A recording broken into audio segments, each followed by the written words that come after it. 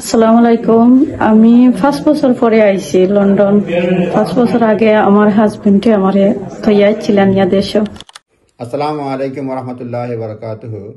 2024 সালের জানুয়ারি মাস থেকে নতুন আইন কার্যকর হয়েছে, যেটা আমরা দীর্ঘদিন যাবৎ জানি। ব্রিটিশ সিটিজেনের বা সেটেল পার্সনের স্পাউস যদি ডোমেস্টিক ভায়োলেন্সের শিকার হয়, তাহলে শুধুমাত্র ব্রিটেনে এই প্রতিকার পাওয়া যায়। কিন্তু 2024 সালের জানুয়ারি মাস থেকে নতুন আইন কার্যকর হয়েছে। কেউ যদি ডোমেস্টিক ভায়োলেন্সের শিকার হয় বা তার স্পাউস যদি ডোমেস্টিক ভায়োলেন্সের কারণে বা এই উদ্দেশ্যে কেউকে নির্যাতন করার পর নিজ দেশে ব্রিটিশ সিটিজেন তার স্পাউস, তার হাজব্যান্ড কিংবা ওয়াইফকে বাংলাদেশে বা বিশ্বের অন্য কোনো দেশে রেখে আসে, তাহলে ওই স্পাউস ডোমেস্টিক ভায়োলেন্স এর ভিকটিম হিসাবে, অ্যাবান্ডন স্পাউস হিসাবে সে ব্রিটেনে আসতে পারে। সেই ক্ষেত্রে তার কোনো ধরনের ফিজ লাগবে না ডোমেস্টিক ভায়োলেন্সের ভিকটিম। এবং সেই ক্ষেত্রে তাকে প্রমাণ করতে হবে যে তার মিনিমাম ব্রিটেনে আসার একবার সে এসেছে এবং তার স্পাউস ভিসা হয়েছে ব্রিটিশ পার্সনের কিংবা সেটেল পার্সনের স্পাউস হিসাবে, এবং ডোমেস্টিক তাকে দেশে রেখে দেওয়া হয়েছে ডোমেস্টিক ভায়োলেন্সের ভিকটিম হিসাবে, এবং এটা অ্যাবন্ডেন্ট বা পরিত্যক্ত স্ত্রী হিসাবে কিংবা হাজব্যান্ড হিসাবে রেখে দেওয়া হয়েছে, যার ফলে সম্পর্ক ভেঙে গেছে। এই এই মূল কারণগুলি থাকতে হবে। অন্যান্য ছোটোখাটো কারণ এলিমেন্টস রয়েছে, কন্ডিশন রয়েছে। মোট কথা, কোনো ব্রিটিশ সিটিজেন কিংবা ব্রিটেনের ইনডিফিনিট লিভ টু রিমেইন আছে এরকম কোনো লোক যদি তার স্পাউসকে, হাজব্যান্ড কিংবা ওয়াইফকে ব্রিটেনে নিয়ে আসার পরে নির্যাতনের পর বা তাকে কোনোভাবে কেয়ার টেয়ার না করে অ্যাবন্ডন করে আবার বাংলাদেশে নিয়ে রেখে আসে, খোঁজখবর নিয়ে না নেয়, সেই ক্ষেত্রে ওই স্পাউস ডোমেস্টিক ভায়োলেন্সের ভিকটিম হিসেবে ব্রিটেনে আসতে পারবেন। এটা জানুয়ারি 2024 সাল থেকে এই নতুন আইন কার্যকর হয়েছে।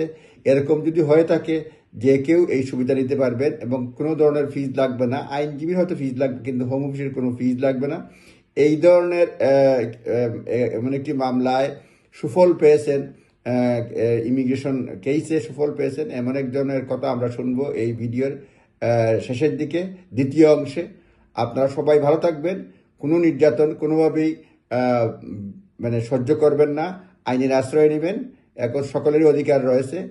সুতরাং এই ব্যাপারে কেউ যদি ভিকটিম হয়ে থাকেন অ্যাবান্ডন স্পাউস হিসাবে, সেই ক্ষেত্রে ইমিগ্রেশন লয়ারের, এক্সপার্টের, আইনজীবীর, ব্যারিস্টারের পরামর্শ নেবেন এবং আইনগত ব্যবস্থা নেবেন।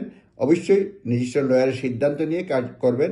আপনারা ভালো থাকবেন। কথা হবে। আসসালামু আলাইকুম ওরহমতুল্লাহি ওবরকাতুহু।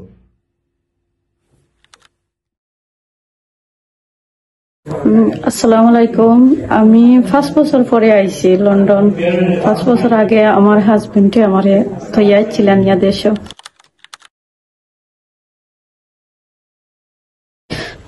2019 আইছি। জি আমারে হয়েছেন চোখ অপারেশন করতা, ওটা হইয়া আমার আম্মা পরে দেহার কথা হইয়া লইয়া গেছেন। কইসন যে আও দেখিয়া লইয়া রিটার্ন টিকেট সপ্তাহ দেখাইছেন, আমারে দেখাইয়া লইয়া গিয়া হেসে আমারে থইয়া ইচ্ছেন 1 সপ্তাহের ভিতরেও, তাই আমারে আনা হইয়া ইচ্ছেন। যোগাযোগ করছি, হেসে আমারে কইন আমি থইয়া আইছি, আমার ভাই আনতে আমারে ফাটাইতা, আর আমারে আথাইনা আনতা নাই, আমারে দেশে থইয়া ইচ্ছেন। পরে আমি চেষ্টা করছি তার লগে যোগাযোগ করার লাগি, ফোন দেই, ফোন তুলই না, মাতই না, আমার লগে কোনো যোগাযোগ নাই। আমি 5টা বছর আসলাম দেশ।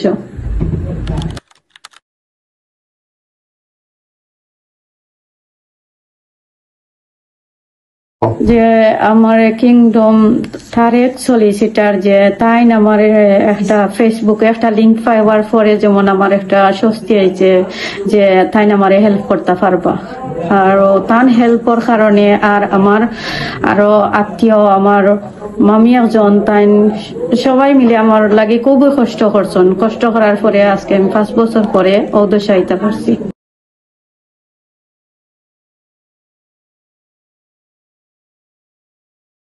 জি না, বেশি দিন লাগছে না, মাত্র 2 মাসের ভিতরেও আমি আল্লাহর হুকুম আইতাম পারছি।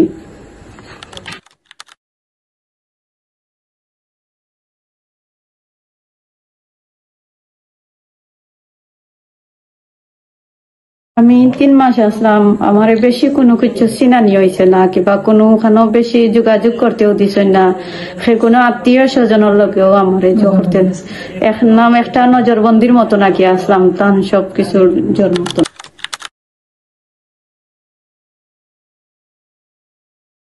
যোগাযোগ করছিলাম, তারা না করছেন, তারা কিচ্ছু জানেন না। আমি পাইছিও না লেখা নাকি একটা হয়েছে। এখন আমি ডোমেস্টিক ভাইরাস আইছি। ইয়েস, আমি খুবই খুশি।